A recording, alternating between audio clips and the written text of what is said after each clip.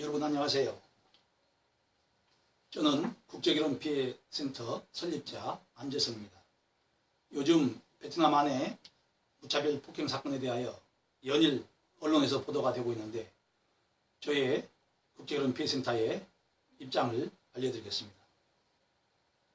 어린 아기 앞에서 아내에게 무차별 폭력을 휘두르는 동영상을 저는 몇 번을 보면서 분노도 하고 참 안타깝기도 했습니다. 또한 아동학대까지 자행하고 슬피 우는 아내와 어린 아기를 보면서 가슴이 참 아팠습니다. 저는 같은 한국 남성의 입장으로서 정말 부끄럽게 생각하고 저와 저희 단체는 저 남성의 폭력을 비난하면서 베트남 여성에게는 진심으로 위로와 사과의 말씀을 드립니다. 정말 미안합니다. 부디 하루빨리 상처를 치유하시고 안정된 생활을 하시기를 기원드립니다. 영상을 보시는 여러분께 이처럼 잊을만 하면 나타나는 한국 남성들의 폭행 문제 때문에 국제 결혼한 많은 한국 남성들 및 외국인 여성들에 의한 피해자 남성들이 오히려 폭력 남편들도 오해받고 있으며 권위와 위상이 크게 떨어지고 있습니다. 하지만 지금도 저런 남성들의 폭행이 전국적으로 많이 있고 안타깝게도 동영상 증거물을 만들지 못하는 외국 여성들도 있으며 또한 한국 남편들도 외국인 아내들에게 폭행을 당하면서도 증거가 없는 남성들이 상당히 많습니다. 그리고 연일 모든 언론에서 며칠째 그 남성 폭력 문제를 방송하는 상황이 계속되어 이 건전하고 건실한 한국 남성들이 국민들에게 오해를 받고 분노도 하고 고통을 받고 눈물도 흘리고 있다는 사실도 알아주시기 바랍니다. 그래서 저는 오히려 과격한 외국인 아내들에게 매를 맞는 한국 남성들과 고통받는 남성들의 이야기와 언론의 문제점들 그리고 국제결혼에 대하여 잘 모르는 언론인들 및 국민들에게 알려드리고자 본 영상을 제작하게 되었습니다. 우선 제가 알려드리는 내용들은 저의 개인적인 생각이나 판단으로 알려드리기보다는 수많은 피해자들의 사건을 도와드리면서 전국 검찰청의 처분 결과 그리고 전국 법원의 판사들의 판결문 이런 내용들이기 때문에 그 확실성과 진실성은 매우 높다는 사실을 말씀을 드립니다. 우선 첫 번째로 한국 남성 여러분에게 말씀드립니다. 한국 남성 여러분, 만약에 아내가 큰 잘못을 하거나 남편을 폭행하고 또는 수시로 폭행을 유도했다고 해도 똑같이 폭행을 해서는 안 됩니다. 폭행을 해서는 안 되는 이유가 우선 여성은 신체적으로 많이 힘이 약하고 남성은 힘이 강하다는 상대성 때문입니다. 다만 특별한 사유에서는 안전을 위한 정당한 폭행도 있을 수가 있습니다. 특별한 사유란 아내가 칼을 들고 남편을 찌르려고 한다거나 또는 자해를 한다고 하거나 남편의 생명을 위협하거나 자녀를 심하게 때리거나 학대를 하였을 때 자녀가 위험에 처하는 상황이 발생하기 때문에 그런 사유가 정당성을 위한 안전을 위한 폭행을 해도 조금은 무방하다고 판단이 됩니다. 그리고 사람들이 가끔 저에게 왜 외국인 편을 드느냐고 하고 도대체 누구 편이냐고 묻는 사람들도 더러 있습니다. 네 편, 내 편이 어디 있겠습니까?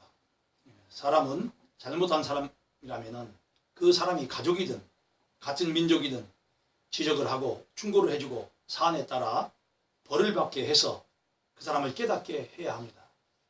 외국인들 또한 잘못을 했으면 처벌하도록 하는 것이지 제가 무슨 누구 편이다 이런 것은 없습니다.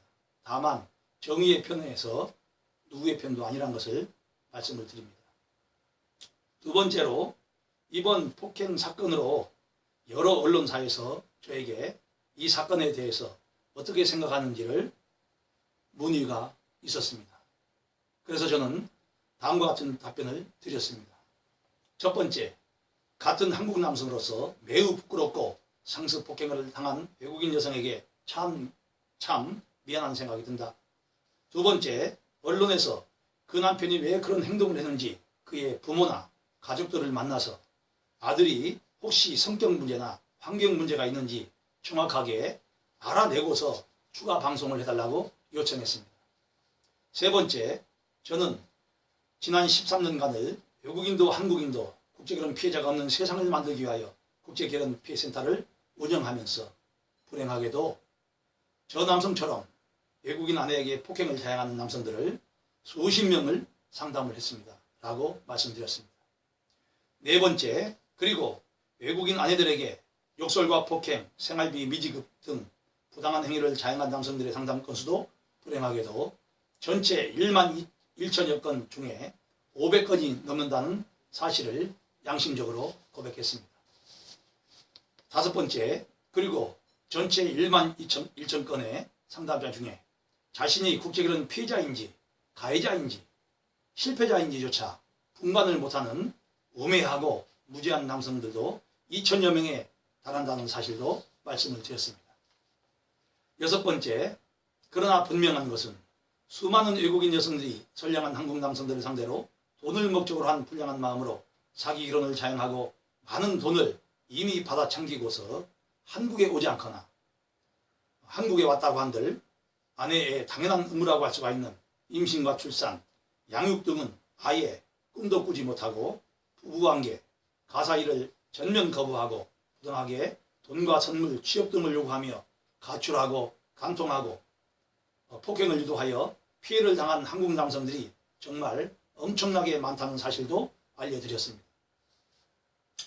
일곱 번째, 이와 같은 사기 결혼 형식에 밤에도 없는 한국 남성들과 결혼을 하고 문제를 일으키는 외국인 여성들 중에는 병약하거나 장애 문제가 있고 거동이 어려워 힘이 없는 나약한 한국 남성들과도 외국인 여성들이 결혼을 하고 있으며 거의 대부분이 건강한 여성들인 그녀들은 물리적인 힘과 거친 욕설로 병약한 한국 남편들과 장애우 남편들을 수시로 폭행을 하고 욕설을 하는 외국인 여성들도 상당하다는 사실도 알려드렸습니다.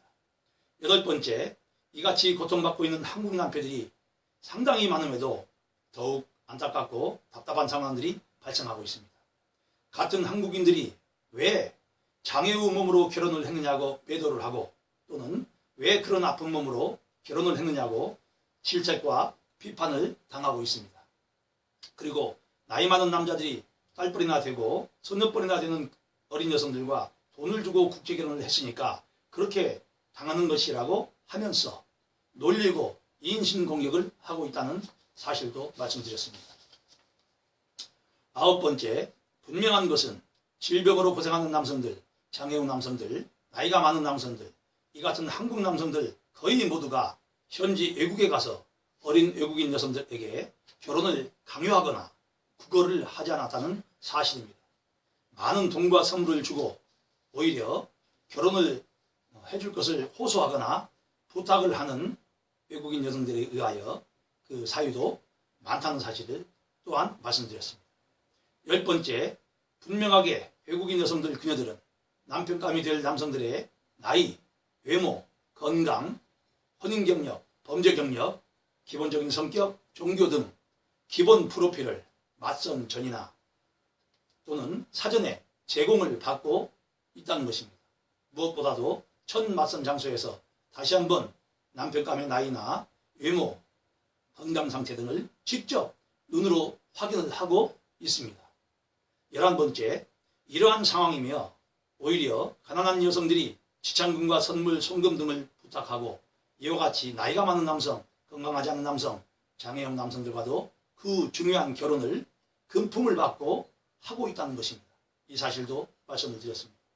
12번째, 그리고 많은 돈과 선물을 챙기고는 한국에 오지 않고 파혼하는 여성들이 상당히 많다는 사실과 한국에 입국하는 여성들 또한 상당수가 아내의 당연한 의무와 책임인 임신과 출산, 양육 등은 아예 생각도 못하고 성관계, 가사일 또는 전문 거부하고 많은 돈과 선물, 취업 등을 부당하게 요구하고 가출하고 간통하고 폭행을 유도하는 사실도 말씀드렸습니다.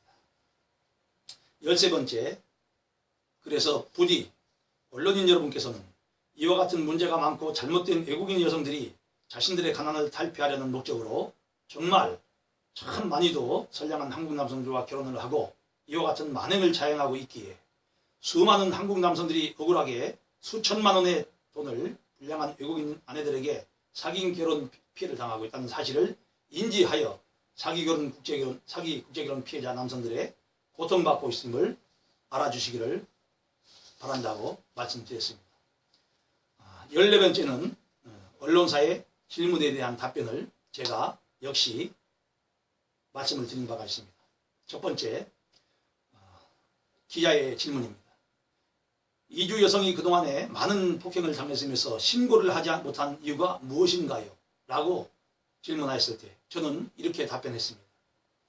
사람들은 여성이 보복을 두려워해서 신고를 하지 않았다고 하기도 하지만 제가 판단하기에는 그보다는 여성의 순박함 그리고 참고 사는 성격 이런 경우가 있을 수가 있고 남편을 사랑하는 마음 때문에 그럴 수가 있다고 말씀드렸습니다. 왜냐하면 이주 여성 쉼터에 입소를 하면 외국인 여성들은 보호를 받고 쉼터에서는 남편들도 아내가 어디에 있는지조차 알려주지 않기 때문에 찾아가서 절대 보복을 할 수가 없기 때문입니다. 두 번째 기자의 질문입니다. 그럼 폭행을 당한 이주 여성들은 앞으로 어떻게 됩니까? 저의 답변입니다. 그 여성은 한국법으로 보호받고 한국에서 안심하고 살아갈 수가 있습니다. 첫 번째로는 남편과 이혼을 하고 위자료, 양육권, 양육비, 재산 분할 등도 무료 인권 변호사가 도움을 주고 잘 해결할 수가 있기 때문입니다. 그리고 이주 여성 쉼터 등에서 아기와 함께 충분한 숙식 제공과 보호를 받고 또한 체류권 연장은 물론이요. 국적 및 영주권을 여성의 필요에 따라 이중 국적까지 혜택을 받을 수 있습니다. 세 번째 기자의 질문입니다. 그렇군요. 이처럼 가정폭력에 시달리는 상황이 심각하다는데 정말 그런가요? 저의 답변입니다.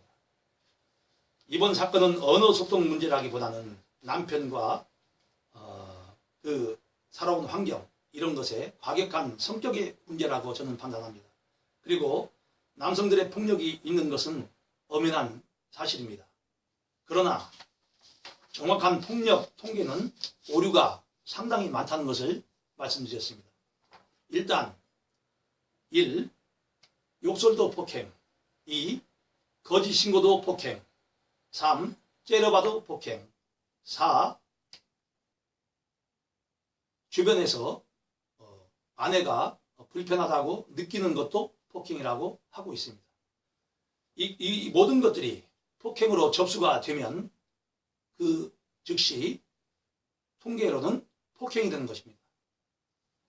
이 모든 것이 나중에 허위신고라든가 거짓신고가 확인이 되고 폭력이 없다 한들 이미 폭력신고가 들어가면 그 자체가 폭력 통계로 발표가 되는 것입니다. 이것은 맞지 않는 것이고 분명한 오류가 있는 것입니다. 그래서 개인적으로는 폭력 통계는 맞지가 않다.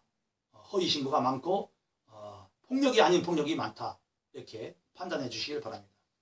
세 번째 기자의 질문입니다. 그렇군요. 끝으로 이번 사건에 대하여 하실 말씀이 있으신가요? 저의 답변입니다. 각종 언론에 등장하는 사람들은 범죄 심리학자라거나 변호사들입니다. 이 사람들은 국제결혼 전문가들이 아닙니다. 특히 이주 여성 쉼터라든가 인권센터에 근무하는 사회복지사들 이분들도 국제결혼 전문가들이 아닙니다. 수개월에 어떤 자격증을 시험을 봐서 자격증을 따서 그 자리에서 그런 일을 하시는 분들인데 이분들은 전문가가 아니기 때문에 오류가 많고 가정의 결합이라든가 이것보다는 가정의 파탄과 이혼이 많아질 수밖에 없다는 사실도 알아주시기 바랍니다. 그리고 언론사들은 국제결혼 전문가들을 초빙해서 방송을 해주기를 바라고 그리고 외국인 여성 여러분이 만약에 한국 남편들과 재미있게 행복하게 사시기를 바라지만 그렇지 못하고 부당한 대우를 받는다면 1366이 있으니까 그곳에 연락을 해서 안전한 상황을 만드시길 바라고 피해를 해결하시길 바랍니다. 또한 저와 저희 단체는 외국인도 한국인도 국제결혼 피해가 없는 피해 예방을 계속할 것을 다짐합니다. 이렇게 언론사에 취재를 마쳤습니다. 이 영상을 보시는 분들은 국제결혼 피해 예방이라든가 외국인들의 어떤 폭력 문제라거나 한국인 남성들이 외국인 여성들에게 폭력을 당하는 문제에 있어서 조금이나마 정보가 되기를 바랍니다. 이상입니다. 감사합니다.